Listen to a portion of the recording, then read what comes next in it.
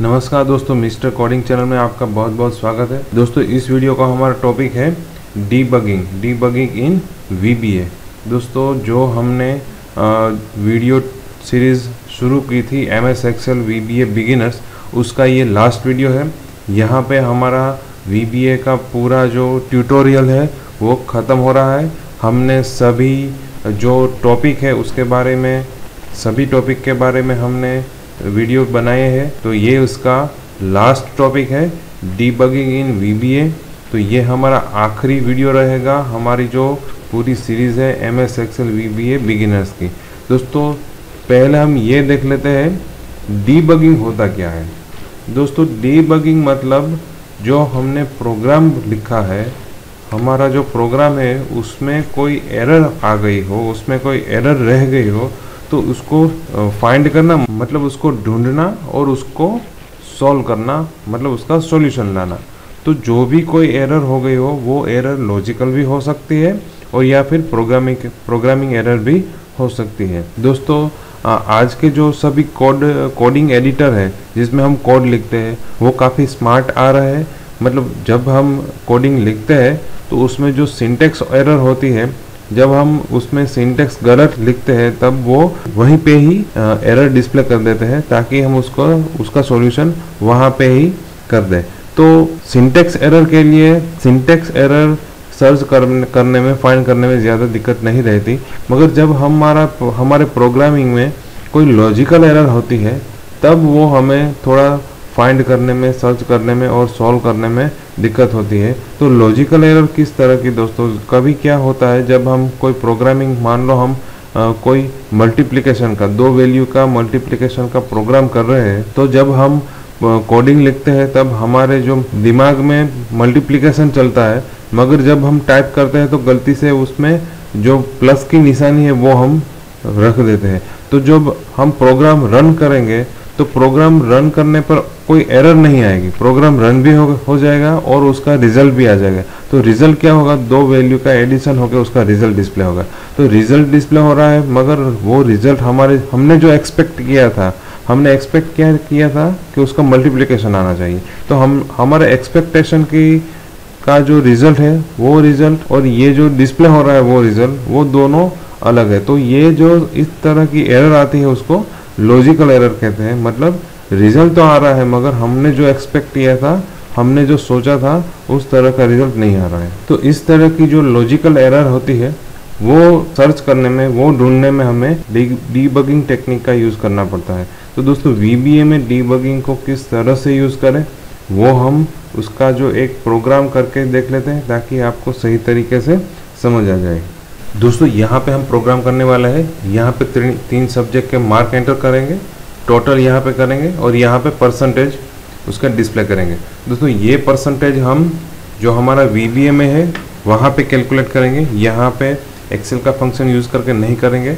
तो यहाँ पे मैं आपको प्रोग्रामिंग भी दिखाता हूँ और उसमें किस तरह की एरर आ रही है और वो डीबगिंग टूल से कैसे सॉल्व करें, ये हम इसमें देखने वाले हैं। तो यहाँ पे हम परसेंटेज बटन पे के क्लिक इवेंट में हम चले जाते हैं। तो यहाँ पे हम परसेंटेज के क्लिक इवेंट में हम चले गए। तो दोस्तों यहाँ पे हमारे पास तीन वैल्यू रहेगी, सब्जेक्ट 1, सब्जेक्ट 2, सब्जेक्ट 3।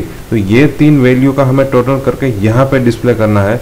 तो पहले तो हम इसके लिए ये जितने भी यहाँ पे सेल है वो सभी सेल में वैल्यू स्टोर करनी है। तो यहाँ पे हम उतने वेरिएबल ले लेते हैं। Dim sub1 as integer, dim sub2 as integer, dim sub3 as integer. ये सब्जेक्ट के लिए होगा। अब हम टोटल के लिए एक वेरिएबल ले लेते हैं, dim total as a integer, और एक वेरिएबल हम परसेंटेज के लिए ले लेते हैं, डीम PRC एज।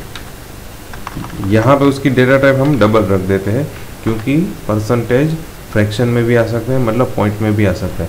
तो ये सभी हमारे पास वेरिएबल हमने सभी डिक्लेयर कर दिए। अब सब्जेक्ट 1 में हम उसकी वैल्यू स्टोर कर देंगे। तो सब्जेक्ट 1 की वैल्यू यहाँ से आएगी और ये सेल कौन सा है, ये सेल है C3। तो यहाँ पे हम लिखेंगे रेंज C3, उसकी हमें वैल्यू चाहिए इसलिए डॉट वैल्यू। उसी तरीके से सब्जेक्ट 2 की हमें वैल्यू सेल में से लेनी है। रेंज, वो सेल कौन सा है, वो सेल है C4, तो यहाँ पे हम लिखेंगे C4 डॉट वैल्यू। फिर सब्जेक्ट 3, रेंज,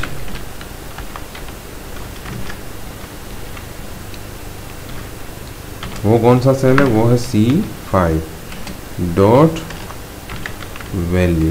तो ये तीनों सब्जेक्ट की वैल्यू हमारे पास आ गई। फिर हमें उसका क्या करना है, टोटल करना है। तो हम यहाँ पे टोटल, उसका टोटल वेरिएबल में ही स्टोर करेंगे। तो यहाँ पे मैं वेरिएबल का नेम वेरिएबल लिख लेता हूँ, total equal to sub1 plus sub2 plus sub3। तो ये उसका टोटल हो गया। अब हम उसका परसेंटेज कैलकुलेट करेंगे। परसेंटेज कैलकुलेट करने के लिए दोस्तों टोटल डिवाइडेड बाय जितने सब्जेक्ट है उतने नंबर से हमें डिवाइड करना है। टोटल को हमें कितने नंबर से डिवाइड करना है, जितने सब्जेक्ट है उतने नंबर से। तो यहाँ पे हमारे पास 3 सब्जेक्ट है, तो टोटल में जो भी कुछ आया हुआ होगा उसको हम 3 से डिवाइड करेंगे, तो हमें उसका जो रिजल्ट मिलेगा वो परसेंटेज मिलेगा। तो दोस्तों यहाँ पे टोटल आ गया। तो टोटल हमें यहाँ पे ये जो C6 सेल है उसमें डिस्प्ले करना है। तो यहाँ पे हम C6 में उसकी वैल्यू भी दे देते हैं। यहाँ पे हम लिखेंगे रेंज C6। ये क्यों कर रहे हैं, क्योंकि हमें टोटल भी एक्सेल शीट में डिस्प्ले करना है इसलिए। और वो सेल कौन सा है, C6 है, इसलिए हम रेंज लिख रहे हैं C6। और उसकी हमें वैल्यू सेट करनी है, इसलिए हम उसकी प्रॉपर्टी लिख रहे हैं वैल्यू। और C6 में कौन सी वैल्यू आनी चाहिए, टोटल में जो भी कुछ आया हुआ होगा वो C6 में आना चाहिए। तो यहाँ पे हम लिखेंगे टोटल। अब हम परसेंटेज का कैलकुलेशन कर रहे हैं, तो यहाँ पे हम लिख रहे हैं, यहाँ पे हम परसेंटेज कैलकुलेट करने के लिए क्या करेंगे, percentage variable equal to total divide by 3। तो यहाँ पे हम लिख रहे हैं percentage equal to total divided by 3।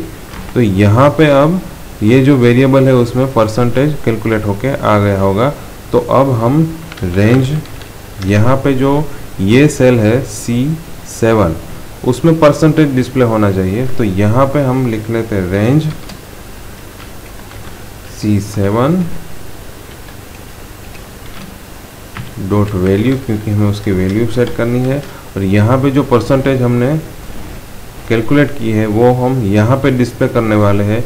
तो ये हम हमारा वेरिएबल यहाँ पे लिख लेते हैं PRC। तो ये दोस्तों हमारा प्रोग्राम हो गया। अब हम इसको एग्जीक्यूट करके देख लेते हैं। यहाँ पे हम वैल्यू डाल देते हैं, मार्क डाल देते हैं सब्जेक्ट के 56, 23, 10।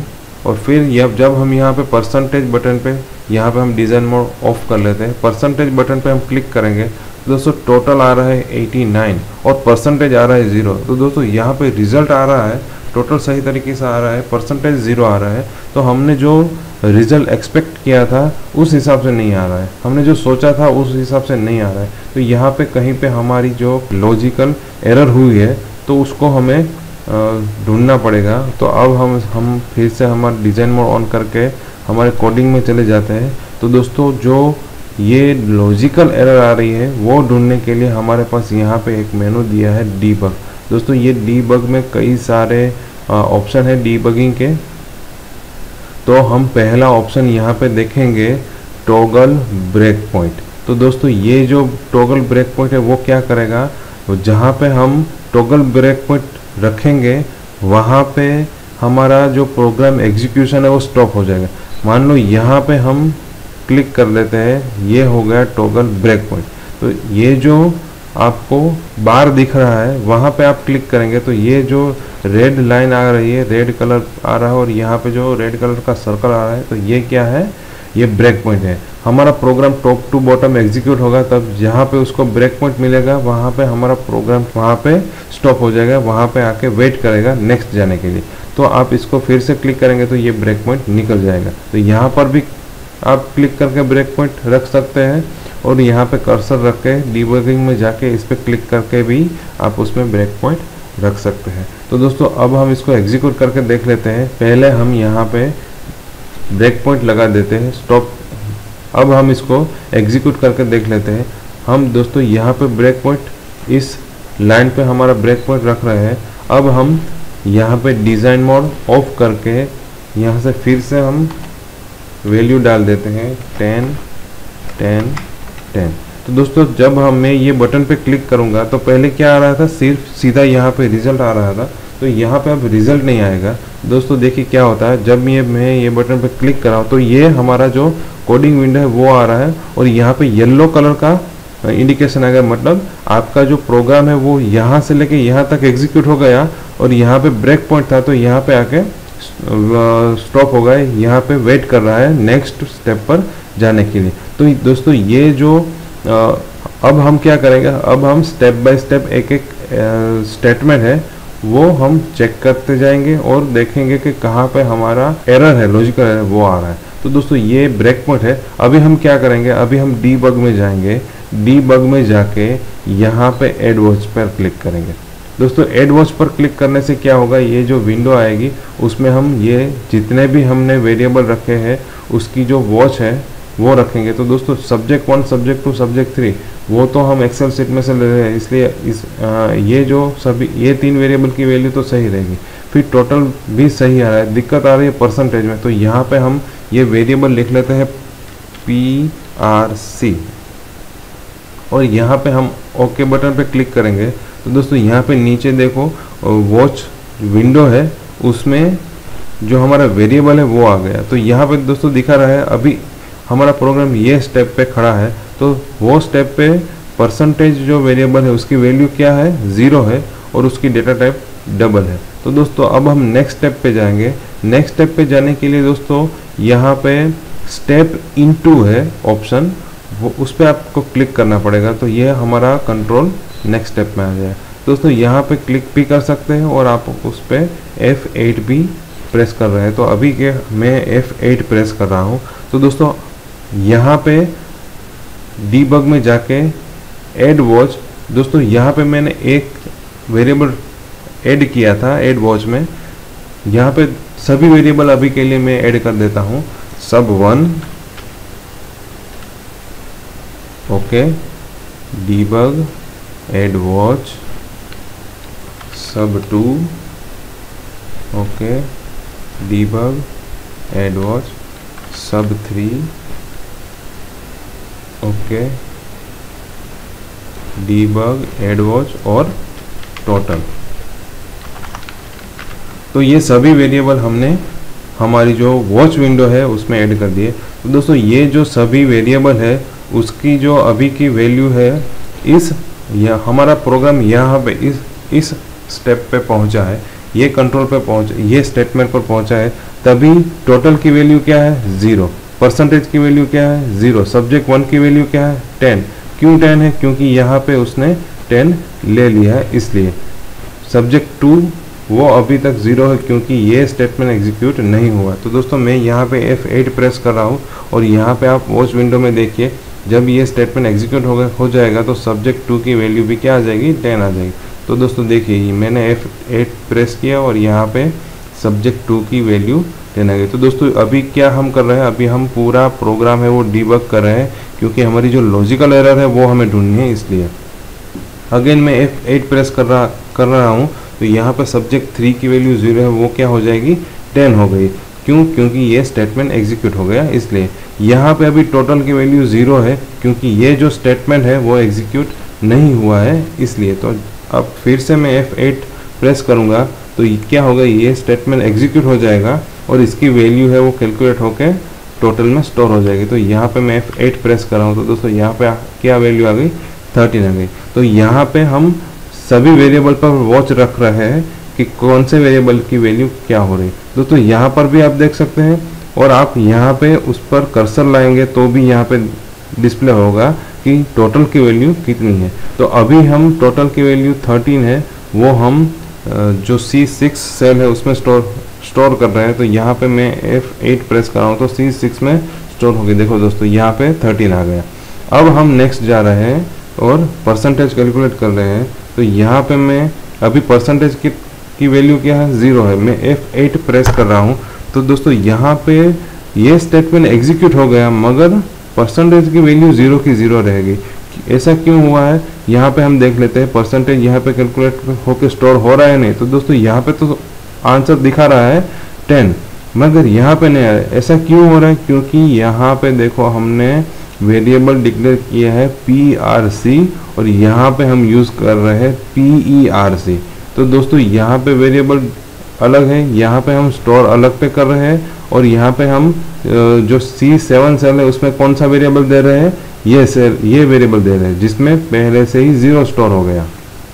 इसलिए हमारा जो यहाँ पे आंसर है वो 0 आ रहा है। जब हम यहाँ पे एग्जीक्यूट F8 करेंगे तो हमारा कंट्रोल है वो लास्ट आ गया और यहाँ पे 0 आ रहा है। क्यों 0 आ रहा है? क्योंकि PRC वेरिएबल है, उसकी वैल्यू तो पहले से ही 0 है। जो परसेंटेज की वैल्यू आ रही है कैलकुलेट होके वो तो हम दूसरे कोई वेरिएबल में आ रही है, गलती से हमने यहाँ पे ई लिख दिया है। तो PERC नेम का जो वेरिएबल है उसमें परसेंटेज स्टोर हो रहा है। तो दोस्तों ये हम कब पता चलेगा? जब हम इस तरह के कोई डीबग टेक्निक यूज़ करेंगे। हम अपना पूरा प्रोग्राम ऊपर से लेके नीचे तक एक एक स्टेटमेंट चेक करेंगे, तब जाके हमें ये पता चलेगा। तो दोस्तों अभी हम जिस पे भी कर्सर रखेंगे वो सभी वेरिएबल की वैल्यू दिखाएगा। सब 3 की 10 है, सब 2 की 10 है। यहाँ पे जो ये वेरिएबल है PERC उसकी वैल्यू भी 10 है। तो ये पूरी जो टेक्निक है वो डीबगिंग टेक्निक की जाती है। तो जब भी आपकी जो प्रोग्राम में कोई लॉजिकल एरर हो तो इस तरह के आप ब्रेक पॉइंट लगा के स्टेप बाय स्टेप एग्जीक्यूट कर दीजिए। यहाँ पे जो वॉच है उसमें वेरिएबल ऐड कर दीजिए और सभी वेरिएबल की वैल्यू आप स्टेटमेंट एग्जीक्यूट हो जाने के बाद चेक कीजिए कि कौन से वेरिएबल की वैल्यू क्या आ रही है। तो वहाँ पर आप अपने लॉजिकल एरर रिजॉल्व कर सकते हैं। तो दोस्तों यह था हमारा लास्ट वीडियो जिसका टॉपिक था डीबगिंग। तो इसकी आप ज़रूर से प्रैक्टिस कर लीजिए। बहुत बहुत धन्यवाद। Thank you.